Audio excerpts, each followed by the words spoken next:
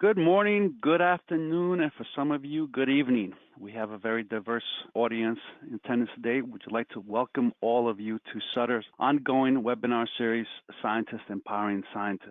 Today's talks, Dynamic Clamp and Cross-Experiment Analysis. My name is Telly Galiatsatos from Sutter Instrument SutterPatch team, and I'll be your moderator for today's talks. Before we get started, I would like to take care of some housekeeping items. Hopefully everyone can hear me. If you are experiencing audio issues and your computer is equipped with either speakers or headphones, please check volume settings and any cable connections. If your computer is not equipped with speakers or are still having issues hearing me, then you could join the conference by telephone. All you need to do is select telephone as the audio source on the webinar control panel and dial into one of the international numbers shown on this slide. These phone numbers are also available by clicking on the additional numbers link as you see on the control panel screen. To join the conference, you will also need to enter the webinar access code, which is 839-614-181, as shown here. If you have questions, use the Q&A section in your session control panel. Please mention which speaker your question is directed to.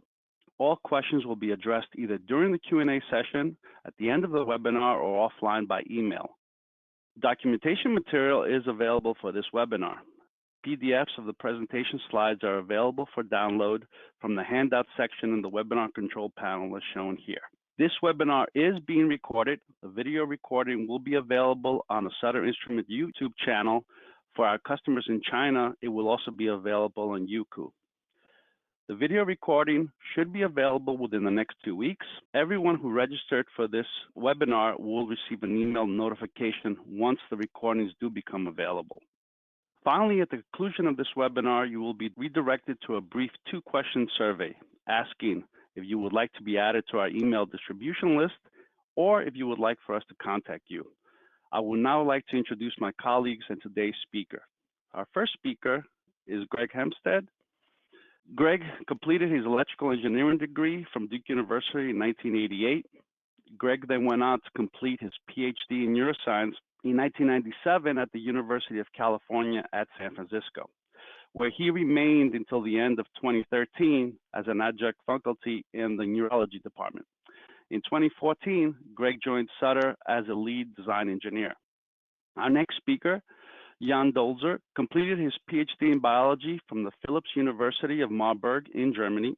In 2003, Jan joined Axon Instruments and stayed through a number of corporate mergers until 2011, when he joined Sutter as the product manager for laser-based micropipette pullers. In 2012, Jan joined Heka Electronic as their vice president of sales and marketing. It was during his time at Heka that Jan and I first started working together. In 2014, Jan returned to Sutter as the product manager for Patch Clamp systems. Our agenda for today. I'm already in the middle of introductory remarks. I will then give an overview of our Patch Clamp systems. I realize that this information may be repetitive for you, so I will try to be brief. Greg will then give his talk on Dynamic Clamp modeling conductances with a dPatch amplifier system. Jan will follow with his talk on cross-experiment analysis using our SutterPatch software. At the conclusion of Jan's talk, we will have a question and answer session. And finally, at the end of the webinar, you will be redirected to our survey. Many of you are already aware of Sutter's extensive product line, which includes filament and laser-based micropipette pullers, micromanipulators and microscope stages and platforms, imaging light sources, specialized microscopes. We also carry the TMC tables and Faraday cages, perfusion systems from Automate Scientific, microinjection systems, and finally, our newest product line, Patch Clamp systems. All of these products allow us to provide complete turnkey systems. So let's get started with our Patch Clamp systems. We introduced the IPA and the SutterPatch software in the fall of 2015. A year later, it was followed by the double IPA.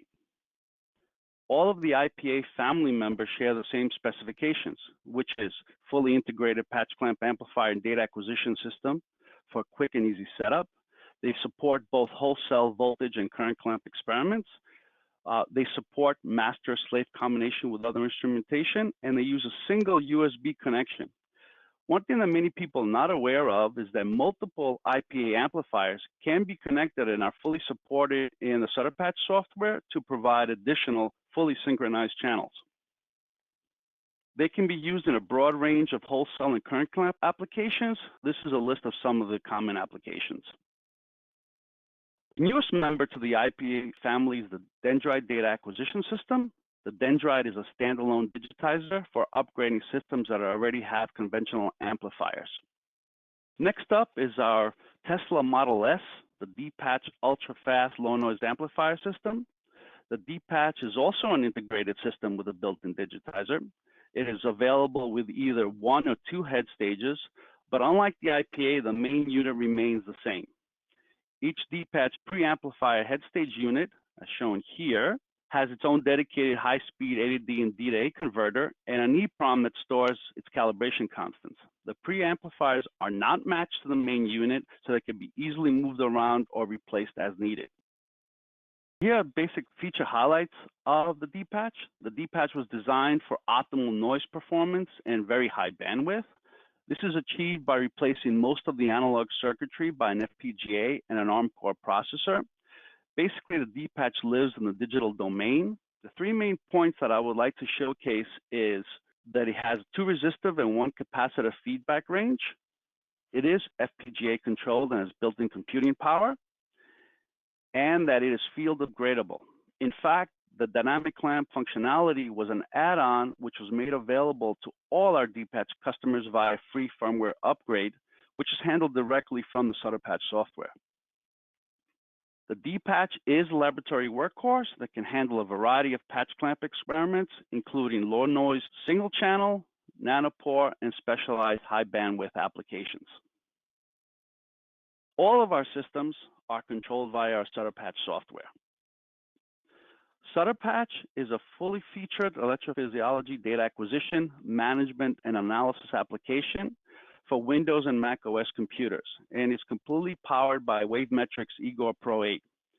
Some of the features of SutterPatch are scope window and a data navigator that provides intuitive, efficient data navigation and review, membrane test, routine editor, which basically allows you to define all your acquisition types, including sweep-based, continuous, or so-called gap-free data acquisition, with and without complex output waveforms, and or real-time analysis. Paradigms enable process automation and control. We have a variety of built-in analysis modules, including mini synaptic event detection, single channel, action potential characterization, capacitance measurements, so-called software lock-in, virtual signals, real-time measurements and graphs, as well as access to all of Igor's built-in functions. SutterPatch has over 600 metadata parameters that are stored along with the data. And since we are built on top of Igor Pro, we also have publication quality output directly from within the software. So the main highlight here that sets SutterPatch apart from the other software packages available is the amount of analysis modules that are built in, and possibility to do publication quality output directly without having to do any kind of export. If you would like to get a demo version of SutterPatch, it is available at our website, sutter.com. One thing I like to make clear, and it still seems like a lot of people are not quite aware, that all of the Sutter amplifier systems, including the Dendrite, are sold as a bundle. And by that, I mean that you have everything that you need to get started is included, which includes the device itself. In case of the amplifiers, you will also get a model cell and pipette holders, an Igor license, and the SutterPatch software. And it's only sold as a bundle. We have been compiling a list of publications that use our amplifier systems. If you would like to be included, please send us an email or contact us. Finally, I'd like to acknowledge all of the people that make this possible. From our hardware engineers, Greg Hjelmstad, Rich Lobdell, Aaron Best. Greg is responsible for the IPA family of amplifiers and has also been a key member on the dPatch hardware team. And our SutterPatch software team, again, Greg is very busy. He's on that team as well.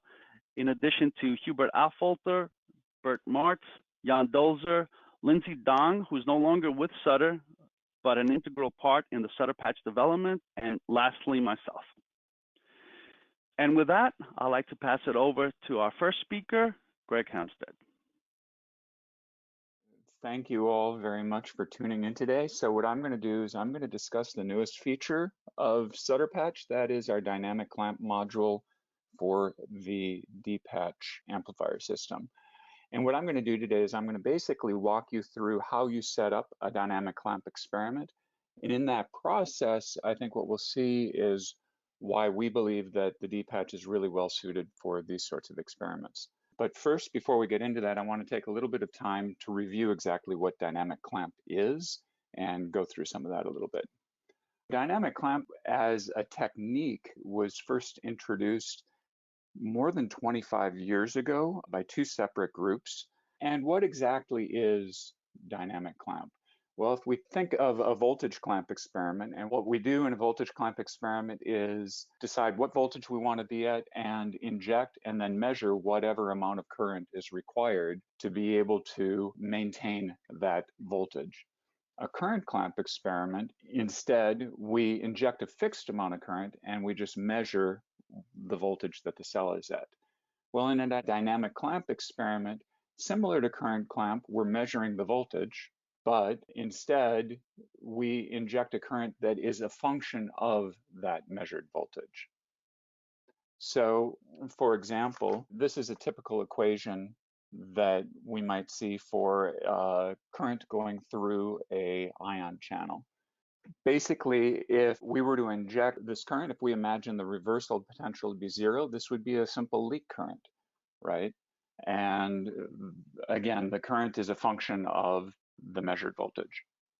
But in general, with dynamic clamp, the current injections tend to be quite a bit more complicated equations than that. What you might have is a sum of currents, of a sum of different channels that we're modeling. And importantly, the conductance is a function of voltage. Those equations can get relatively complicated. At this point, I'm often asked, well, what sort of an experiment would you actually do in dynamic clamp? Why would I want to use this technique? And I'm going to take a step back just for a second. This is a figure that I borrowed from a Trends in Neurosciences article from a while ago, but it's a very good review of dynamic clamp. Here's one possible experiment. You're measuring an ion channel of interest. You could block that channel using a pharmacological agent. And then with dynamic clamp, what we could actually do is, in essence, rescue that current. We inject the current from our amplifier and see if we can mimic what we had initially. This would tell us, for example, if our pharmacological block was actually specific for the channel of interest. Likewise, you could imagine a similar experiment in a knockout mouse where you could rescue a channel in just one cell. And this allows you to dissociate effects that are happening on the cell of interest as opposed to potentially network effects or developmental effects that might be happening due to your knockout. A second type of experiment that you could do is instead a subtraction experiment. Here, again, we're recording a current of interest. And with our dynamic clamp, what we could actually do is have a negative conductance. So manage to block the ion channel effects without the need for a pharmacological blocker. So again, if a drug wasn't available to block your channel, that would be one use for this. Or likewise, to be able to, again, take something out in just a single cell, whereas the pharmacological drug would be affecting every cell in your, if you were doing in a slice, and could, again, dissociate network effects from what's going on in your given cell. But whatever sort of experiment we're doing, it really requires that we can, one, model the current of interest, and two, that we can accurately recreate that current in the cell through our dynamic clamp. And this is where dynamic clamp gets difficult. This is the challenge, because again, if we look back at the simple equation we have for our current injection, if we imagine, let's model, for example, a sodium channel. And this is based on work that was done by Hodgkin and Huxley back in the 1950s. A sodium conductance basically can be modeled as being governed by two different gates, an activation gate, an M gate, and an inactivation gate, H. Essentially, the activation, you need 3 particles to be activated, and then the channel will actually open and conduct.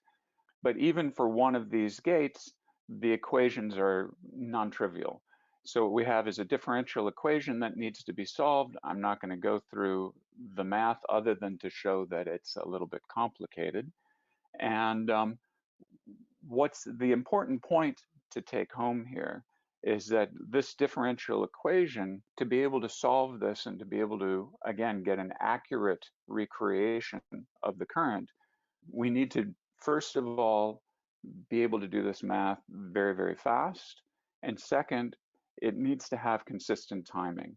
This delta T can't be changing and wobbling all over the place if we want to get an accurate estimation of what the actual sodium current is doing. And traditionally, that's been the challenge for dynamic clamp. The reason for that is that in a traditional setup, we've got our amplifier where we're making our recording of the voltage. And that signal has to go through a digitizer and come down to our computer or our device, our dynamic clamp device. And there's a real challenge here because there's a lot of time delays, especially on, say, Windows operating systems, where you can have significant delays as the computer is taking care of both the data acquisition, the dynamic clamp, and probably checking your email at the same time. So traditionally in dynamic clamp systems, getting high speed and maintaining that consistent timing can be very difficult. So what is different about the dPatch? Well, as Telly mentioned at the beginning of this talk, the dPatch is designed very differently, and that is the signal right away from the head stage is being digitized. We've got a analog to digital converter that is running nonstop at 5 megahertz, digitizing our signal, and that signal is being sent to an FPGA on the amplifier that has an associated ARM core.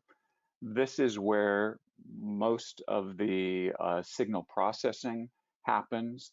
It's where the signals are filtered, where we calculate out the capacitance neutralization or capacitance compensation, things like that. And once all of that signal processing is done out in the amplifier, then the final signal is being sent down over USB to our SutterPatch software. So what you can immediately recognize is that if we can have our dynamic clamp module out here in the amplifier, we don't have to worry about this communication back and forth between the amplifier and the dynamic clamp module. And in fact, what we found is whereas in traditional systems, oftentimes getting speeds of 40 or 50 kilohertz would be a gold standard. Depending on the model that we use, we can actually reach speeds of 500 kilohertz as far as our update rates for our dynamic clamp. So what I'm going to do now is take us through a few of the different models that we have in SutterPatch and walk you through how we would enter our coefficients for each of these models. And we have at this time 4 different dynamic clamp models, a Hodgkin-Huxley style gate model, as I described before, a Goldman-Hodgkin-Katz permeability model. I'm not actually going to talk about that today in the interest of time. We can enter Markov models, and then finally a variable conductance. This would be if you were trying to mimic, for example, a synaptic conductance. So let's start with the Hodgkin-Huxley model. What I'm showing you here is the dynamic clamp editor. And before we get into this, I'm going to just bring up a couple of points about how this works. If people have used or looked at SutterPatch, our dynamic clamp editor is very similar to the routine editor that you would use for designing a single experiment. You can make a number of different models, enter in the parameters for that, and importantly, each of these are saved as pools, which means they're easy to duplicate. They're saved independent from the experiment. You can copy your dynamic pool, send it to a colleague in another country. They can open it up, load whatever experiment you were using before, and you guys can basically run the same experiment. On the main page of our dynamic clamp editor, this is where we choose the model. There's a mode where we can either run continuously or only during data acquisition. This is where you set the update rate and then select the voltage signal source. This is typically going to just be the head stage that you're using. There are also other choices. You can use the other head stage if you have a 2-head stage model. Perhaps you're doing a network study. There's also an aux out channel, and I'll get into describe that towards the end of my talk. So again, let's say we wanted to enter a Hodgkin-Huxley model. I've shown this equation before for a sodium channel. And what we basically need to do is enter the rate constants for each of the gates, the alpha and the beta. And basically, we just have a button for editing the model parameters. And here what you can do is you first select which channel, and you can have up to 8 different channels running simultaneously. And for each channel, you can have up to 16 gates. I think this is probably more than enough for any known channel. For each channel, first of all, we have to enter a reversal potential and also what the maximum open channel conductance would be. And then in the gate settings, first of all, you enter the exponent and then simply enter the alpha and the beta. You enter the rate constants, and these are entered simply as equations. You type in whatever you want, and it's going to be parsed by SutterPatch. The one variable that we're allowed is V, which is read in millivolts. After we enter in the rate constants, first of all, for the M gate and the H gate, and for both sodium and potassium, come back to the main menu and simply press activate. And now the dynamic clamp is running. And this is the response that you would see to a 100 picoamp stimulus. So the blue line would be if the dynamic clamp was off, you would get a depolarization in your, this is in a model cell, and you'd see the time constant of the membrane as the membrane is being charged and depolarized. When the dynamic clamp is on, in fact, what we end up getting is a bunch of action potentials in an otherwise completely passive model cell. One of the cool things about living inside of Igor for SutterPatch is when you enter those equations, rather than entering it as an equation, it's possible to enter a call to an Igor function. Why might we do this? Oftentimes people, when they're entering in gate equations, they say, well, I've got values for my steady state activation and activation time constants. I don't know the alphas and the betas. And while these variables are interchangeable, as you see here, it's not always trivial to be able to calculate out what this would be. So in fact, here, this is an example that I've shown of a way to be able to convert from one to the other. And simply what we do is we call an Igor function that you write. These are called instead of parsing the equation, and it allows you to come to the same output as you would otherwise. This is just to show basically for people who have experience programming inside of Igor, really the sky's the limit as far as the power and the capabilities that you have. So what if we wanted to do this as a Markov model as opposed to a Hodgkin-Huxley gate model? So a Markov model, essentially what you have is a number of different states that your channel can be in. You've got closed states, perhaps open states. You could have inactivation states. In fact, this is a Markov representation of that same Hodgkin-Huxley sodium channel that we've been looking at before. And in fact, any gate model can be viewed or modeled as a Markov model. The opposite isn't necessarily true. But between any two states, there are rate equations. And when this Markov model is solved, basically all of these rate equations are simultaneously solved and updated. How would we get this data into SutterPatch? Oh, before I get there, we just want to say how we solve this. I'm not going to go into the details about that, but essentially I would point you to a chapter that was written by David Calhoun and Alan Hawks that provides all of the mathematics behind how to actually solve these Markov models. Also, Lauren Milescu has some papers that go through different ways of solving Markov models, and this is a very good resource too. But anyway, if we wanted to enter in the data from our Markov model, we have a list of rate equations for each of these places, and what we're going to do is create a state matrix. And the rate equation for any two states is going to go into the appropriate rows and columns of that state matrix. So, for example, this equation here is the rate from going from state 1 to state 2. And so we're going to fill that in the first row and second column of our state matrix. To get it there, again, this is from the Dynamic Clamp editor. This is the screen that we would look at. Again, we would select our channel. The reversal potential would be similar to what we had before, and we have to select the number of states for this given channel, and it can be anywhere up to 14. And again, depending on the size of these channels, we can have up to 8 different channels being modeled simultaneously. So what we'll do here is enter in each of the possible equations in this list over here on the left. And the reason we do this is oftentimes you'll have the same equation being used in more than one place. So you can it's only necessary to enter that equation in once, and then it can be placed into the state matrix anywhere that it needs to go.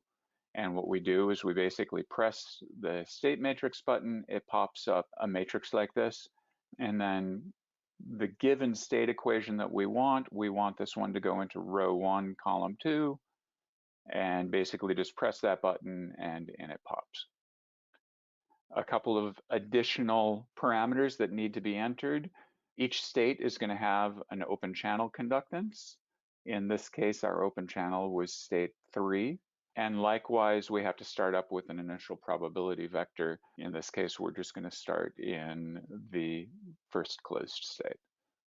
When we activate this model, you'll see this graph looks very, very similar to what it was for the Hodgkin-Huxley. In fact, it's more or less indistinguishable between the two models. The last model that I want to talk about here is the variable conductance model. This is a little bit different in the way that we implement it, but essentially, again, for a variable conductance, rather than having the conductance be a function of voltage, we want this conductance to be a function of time. And typically, this sort of a model is used when we want to mimic a synaptic conductance that changes over time. So for example, we might be wanting to mimic a GABAergic input onto our neuron. The settings in the dynamic clamp panel are very straightforward. Basically, all we need to do is enter in the reversal potential. And I'll just mention that you can, in fact, have multiple conductances going at the same time. So you could have a second one if you wanted to. But where we define our conductance stream, in fact, is in the routine editor, because this is part of the routine that you're going to run. And so when we set up the experiment using the routine editor, and this is where we define our input channels, where we define the stimulus that we're applying to the head stage, where we're applying our real-time measurements, etc., we can also create a conductance stream. And this conductance stream is defined in the same way that our stimuli are defined, with different segments. And importantly, when we define these segments, these output channels all accept a template. Templates are very simple to create in SutterPatch. Simply, if you can show it in a graph, there's a right-click menu that allows you to create the template. And so that can then be fed into the cell. So before I finish up here, I said that I wanted to talk a little bit about the alternative voltage signal source. The reason we put this in is oftentimes when people are defining an ion channel, they want to see what that channel would look like in voltage clamp. But as we've described, dynamic clamp works only in current clamp. So how can we do this? The way we've set this up is to allow the dynamic clamp module, rather than listening to the voltage of the head stage and creating that closed loop, we can instead have it listen to one of our aux out channels. In this case, for head stage 1, it would be aux out 3. You select this in the voltage signal source. Then in the routine editor, where you define your inputs and outputs, you can define a set of outputs to aux out 3. And in this case, what I've got is a series of voltage steps where the cell is starting at -90 and then being stepped up to different steps for 20 milliseconds. This is what the dynamic clamp module is going to see, independent of the current that it puts out. How do we measure that current that it puts out? Well, if we have our cell attached to just a load resistor, a bath resistor, the bath setting on our model cell, since V equals IR, the voltage that we record in current clamp is going to be proportional to the current that we sent out through the dynamic clamp module. To illustrate how this worked, what we did was to define a 12-state sodium channel. This is based on a paper by Carter et al. Back in 2012, and ran it through a series of voltage steps as I defined. And these are the responses to those steps. We were able to produce an activation curve based on those. We also ran inactivation experiments. And what I did then was fit these data just using Igor's native curve fitting functionality. And in fact, these values that we ended up getting without any manipulation at all came within just a couple of percent of what was reported by that Carter et al. Paper. To conclude, what are the dPatch advantages for doing dynamic clamp? First of all, we've got a very powerful dynamic clamp engine. It's living out there in that FPGA in the hardware. It allows us update rates up to 500 kilohertz. Importantly, no third-party hardware is required. This comes, if you buy a dPatch, you have this available to you. We've got a number of different models available. Importantly, Hodgkin-Huxley models with up to 14 different states. Our dynamic clamp pools are easy to duplicate and transfer. And most importantly, I would say, is our dynamic clamp is completely integrated with our data acquisition software, which this means is that the settings that you have from the dynamic clamp are saved with your experimental data. So if you go back a year from now and say, oh, what equations did I use? It's right in there with the rest of the experiment, as are all the other metadata that come with this experiment, such as your amplifier settings. And as I just described at the end, with our curve fitting, for example, there are powerful analysis tools that are readily available with SutterPatch. With that, I'd like to thank you and hand it back to Telly, who's going to introduce Jan. Thank you, Greg. Okay, next up, Jan Dolzer with his talk on combining experiments. Thank you very much, Telly. And before I start, let me reiterate that we are taking questions, obviously, for the Q&A session at the end of the webinar. A few questions have already come in. I assume that a number more questions to Greg's talk will come in during my talk. What's important, for some questions it's clear, but please indicate which speaker your question is directed to. It's better than guessing, could it be this or could it be that? I will be talking about cross-experiment analysis. And here is what I will talk about today. First of all, I'll answer the relatively easy question, why do we need analysis across experiments at all? Then I will introduce metadata and how they streamline analysis. It's important to understand what metadata are and how we store them within SutterPatch software and how we can review them as well, of course. Then I will introduce the data navigator and how we can use it to import SutterPatch experiments into a single experiment, usually you can call it meta experiment, and how we can reconfigure the data tree to efficiently extract a subset of experiments or subset of data that we want to analyze together. Then we want to see how we can analyze replicates. And finally, I'll summarize that, and then we'll switch to the combined Q&A session. So why do we do cross-experiment analysis at all? We want to analyze experiments that are performed in a replicate. We are all scientists. That means we do science. We don't do an experiment once. We do it somewhere between 3 times and 500 times. And we want to analyze that efficiently across multiple experiments, which have similar or identical structures. So we do the same thing multiple times. If we don't do the same thing, we don't have statistics. We don't have multiple samples of the same data point. And eventually we want to collect those results in a single file, single result file. Let me quickly talk about the data structure in SutterPatch software. That is mostly to understand the distinction between signal data and what we call metadata.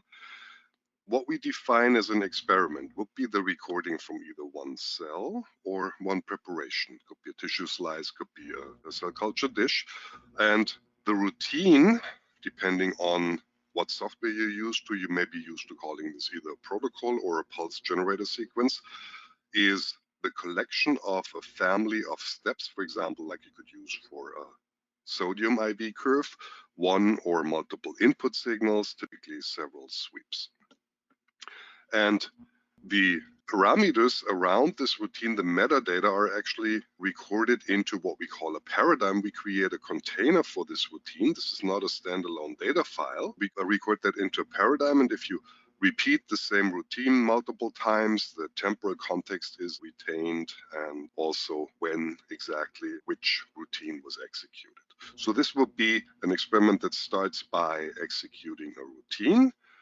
An alternative approach would be what we call planned paradigms, where you can execute a paradigm that, for example, runs a sodium IV, then determines the maximum current, for example, to go on to find the half inactivation potential in a second routine, and then change to another paradigm that could be a dose response curve of a blocker, TTX, or whatever in our sodium example. And irrespectively of whether you use this approach, the planned paradigms, or the routine execution approach, what's interesting for the rest of the talk is what's in the paradigm. It's the metadata, and that's what we want to focus on. Metadata are stored either at the beginning of the paradigm, that could be hardware parameters, the computer, for example, what operating system am I running, what amplifier, what data acquisition am I running. It could be preparation details, what's the animal species, what genotype, or how was my sample prepared. And it could also be experiment descriptors like the test compound. Usually one experiment, one recording is one compound of interest that we're looking at. And then there's parameters that are stored during the experiment. For example, a solution exchange. We switch to a different solution, a new routine gets started, or the user adds a comment. All that gets stored to the metadata in the paradigm data. Metadata can either be automatically determined, like those hardware parameters. We know them, the software knows them, so no need for the user to enter them, or when a new routine gets started. Or they could be defined by the user, things like the preparation details, the experiment descriptors, or also, of course, the parameters like a comment or when a solution change happens. It's either manually tagged, or if the solution switch is controlled through software, it would be there. Now, how do we enter the metadata? You either go through the menu, SutterPatch set metadata, you hit Control and 9, or if you have a Mac, Command and 9, or you use the dashboard button that brings up the metadata dialog. And here you have a number of groups, metadata groups. Here are the parameters associated with the respective group. And in this relatively simple view, the animal identifier is something that you could define automatically. You could increment that automatically with each experiment. You can have a prefix, mouse in this example, and you can start at some value and increment that by 1 for each experiment. And you also may want to confirm the ID before each experiment. You don't usually switch your experimental animal halfway through the experiment. Another parameter you might want to add is the weight, is the age. In this case, that would be 16. And note that it's a numerical value only because the units, in this case, days, you could also use the P or E terminology, should be stored separately so that you can analyze a numerical value independently of its unit. You don't need to parse the whole thing. For the stimulus, in this case, we want to enter something, my test compound for one experiment, could be another test compound or a third test compound. That's the 3 test compounds that I used in the data that I generated for this presentation. If you don't find something in the metadata, a parameter that you will want to store, you may want to take a look at SutterPatch set preferences metadata, where you can increase the detail level. It comes in 3 detail levels. The default is basic. That's only a subset of all the parameters. And full exposes all metadata parameters. You have a number more groups, and within each group, you have many more parameters. So for example, if you wanted to keep track of the glass that you use because you suspect that there's a difference between, in this case, a 1.5 millimeter thick wall capillary and some other capillary, you can keep track of that as well. And if even in the full detail level, there's a parameter that you think is of general interest, let us know. It's no problem to add new metadata parameters. At one point, you may get confused of what parameters you defined. You can go to Show Summary. You see a list of all the parameters that you did define, and by double-clicking on one of them, that takes you right back to the set metadata parameter. So that's about defining the parameters. Now about reviewing them. There's a variety of ways. One is in the Review scope, in the scope window. You click on View Meta, and that opens the metadata review panel. And here is a tree structure that in this case shows you, yeah, here we have our mouse 16 days old, and here's our glass. And if you scroll down, the test compound in this case also is recorded at the routine level, assuming that the whole routine is under the influence of this particular test compound.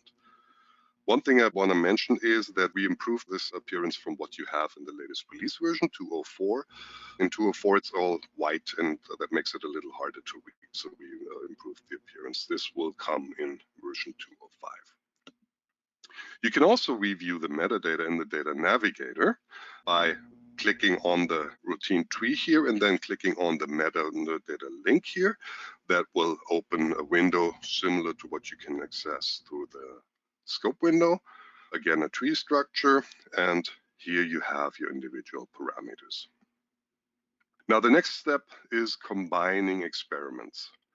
if we have replicates of similar experiments, like in this example, what we want to do is we want to open the data navigator, click import, and navigate to the experiment that we want to import. For this example here, I have 3 experiments that I imported, and you end up with a tree that looks like this. The 3 experiments, obviously individual paradigms. There was only 1 paradigm per experiment, but how do we make sense of that? How do we sort that so that we can work with it? We click on build hierarchy and add the stimulus to the hierarchy. Select the stimulus group and add the compound name to the build hierarchy. And we put it all the way up top. And that way what happens is we have a reconfigured data navigator tree that has the test compound on top level, my test compound, another test compound, and a 3rd test compound, sorted alphabetically. That's why it's upside down. And then, of course, you can open individual tree branches, and here you see the 4 routines that I recorded into this experiment that I imported here. And normally what you want to do is you want to batch analyze series routine data that were recorded with the same routine. So what you want to do is you want to add the routine name to the hierarchy. And that up here, there were 2 routines that I used in this example. One is the sample routine bow tie test. The other one is the sample routine IV. And here in the IV, I get all routines that were recorded with IV. And in my test compound, I would probably want to analyze all these in one batch. What's important is, and this is one thing that almost tripped me up when I prepared this, if the series group, the meta parameter group, and along with that the parameter routine name isn't available, then you may need to increase the detail level. That's the slide I showed you earlier, the detail level of the metadata, because that's only available, I think, from the 2nd level on. So next thing you want to do is you want to analyze the series, the routine data. You open it into the reanalysis scope window. You go to edit measurements, and then you select the last executed parameters. In this case, I made a modification of the original routine parameters from the sample routine IV that's in the sample routine pool.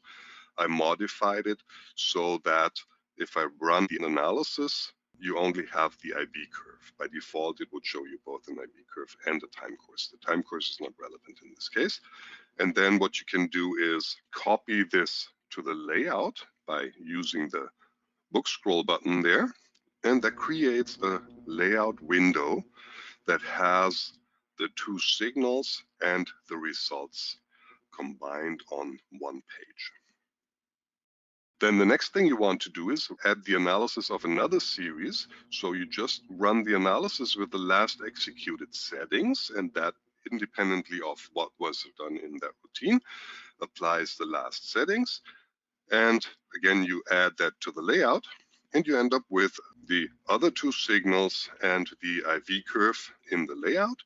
And alternatively, what you can do is use the analysis editor, SutterPatch analysis editor, through the main menu, and also add an analysis from there. Again, you click on the book scroll, and here this is identical to the 2nd IV curve, and you can simply drag them on top of each other. And note that this was new in version 204.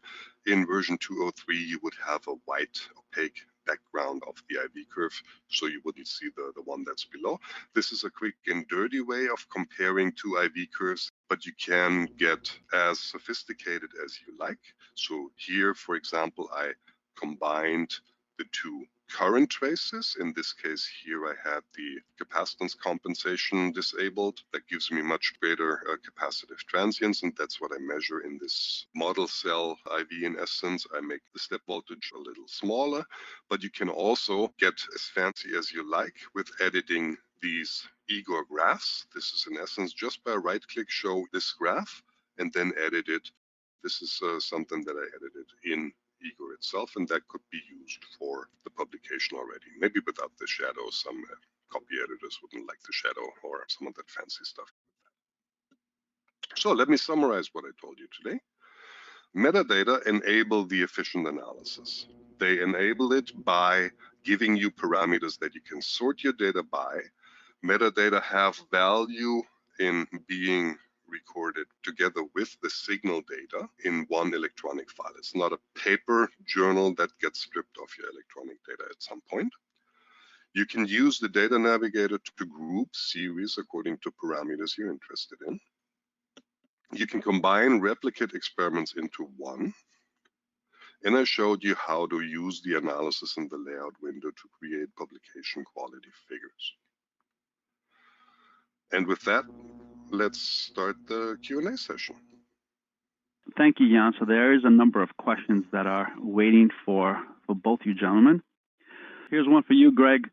Your dynamic clamp system is impressive. I like the FPGA implementation. Do you occasionally run into problems regarding the alpha-beta formalization? I mean, there could be issues with the stability when the divider and the equations become very close to zero. That's an excellent question. To the degree that we've been running these things so far, everything has been stable, but we have not extensively tested as many equations as I'd like to. And so, unfortunately, at this point, I have to actually answer, I don't know. I think one of the things is that because we're running at faster rate, it tends to be more stable because the instantaneous changes tend to be a lot smaller. But I think that if you want to get in touch with me separately with, say, a specific set of equations, I'd be happy to test that out and we could see how that works. Jan, here's a question for you. Do I need to re-enter the metadata parameters for each experiment, or do the previous values carry over? Yeah, that's a very interesting question. Of course, we don't want the users to have to enter all, well, I showed, I think, 8 or so parameters, but some users may enter tens or even hundreds of parameters, and we don't want to have them to re-enter those for each experiment. They are sticky. They remain there. But what that also means is be sure that parameters that may change from experiment to experiment are up to date, because the only thing that's worse than not having information is having the wrong information associated with your experiment. That is why we have the prompt feature that lets you review information that may change at the beginning of each experiment. Great, thank you. Here's another one. Is it possible with your software to create multiple EPSGs with jitter so that they do not fall at the same time? For example, 20 Hertz, but not perfectly phase locked. It's definitely possible by using a segment in the stimulus waveform that you randomize in duration. We did not talk about that today. It seems like the asker is a little familiar with how the stimulus waveform is created. So you could have one segment in which you use an equation, and that would be a random number for the duration. And that would give it jitter, give it random jitter, or you could also use a list of values that you create randomly once, but then you use the same list of values all over. That would make it easier to analyze the data. Great, thank you, Jan.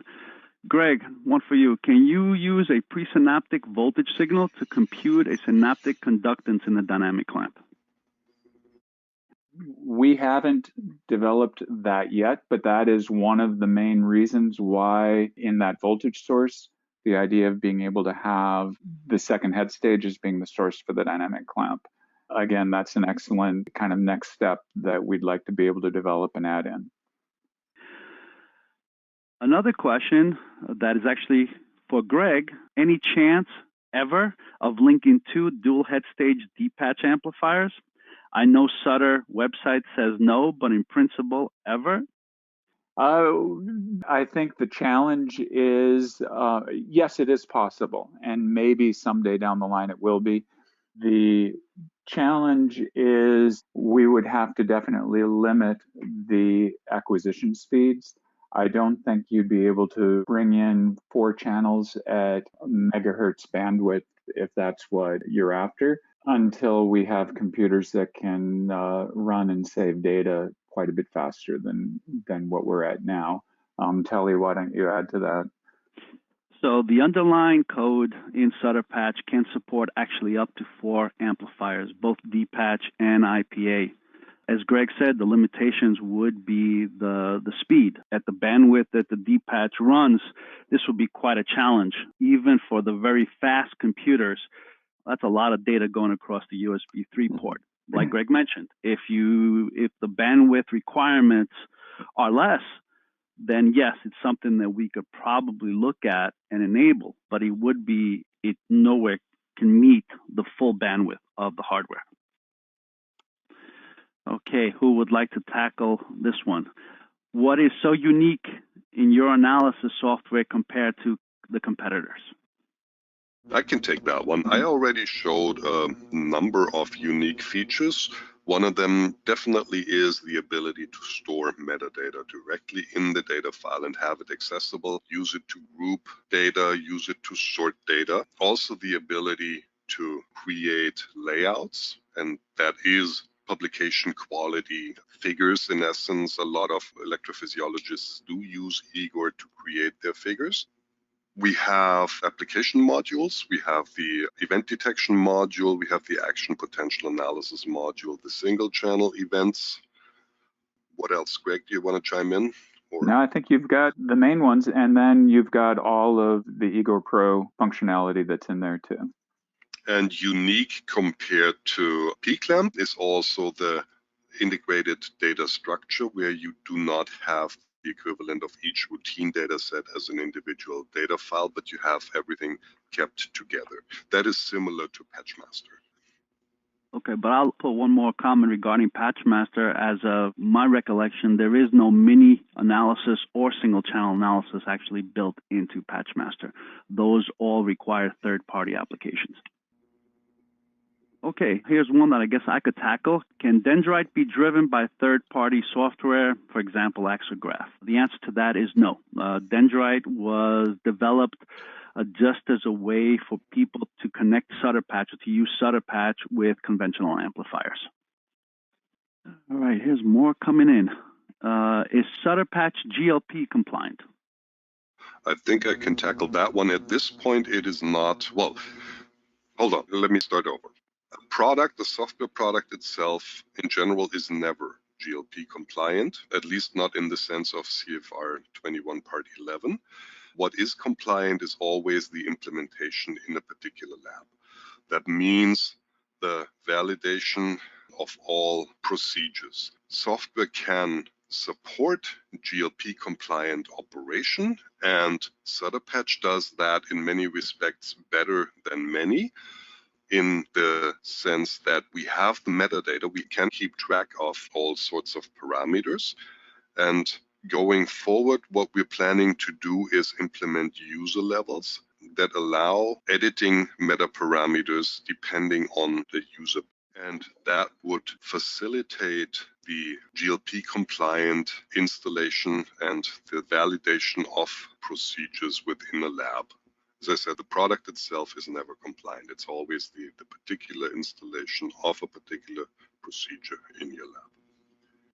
Greg, here's a question. Can a dPatch and an IPA amplifier be linked, synchronized during a multi-recording experiment?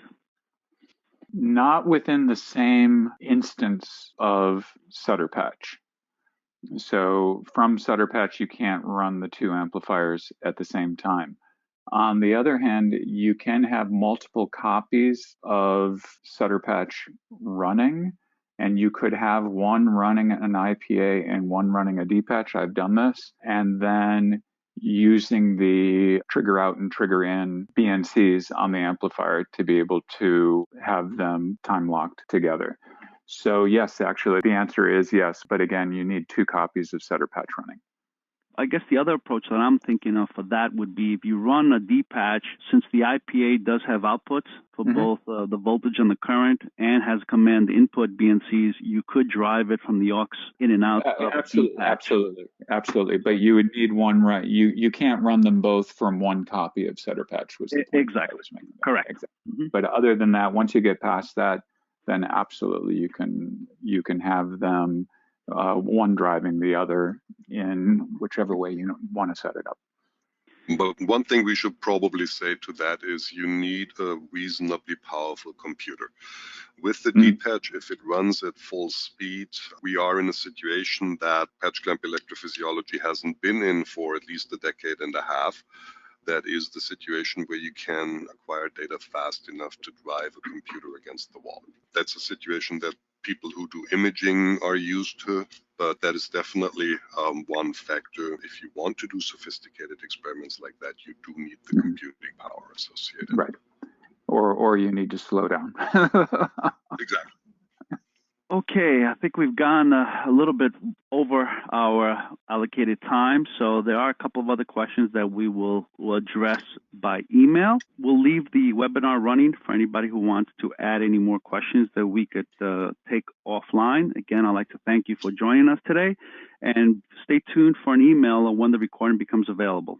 Thanks again, and have a great day or evening.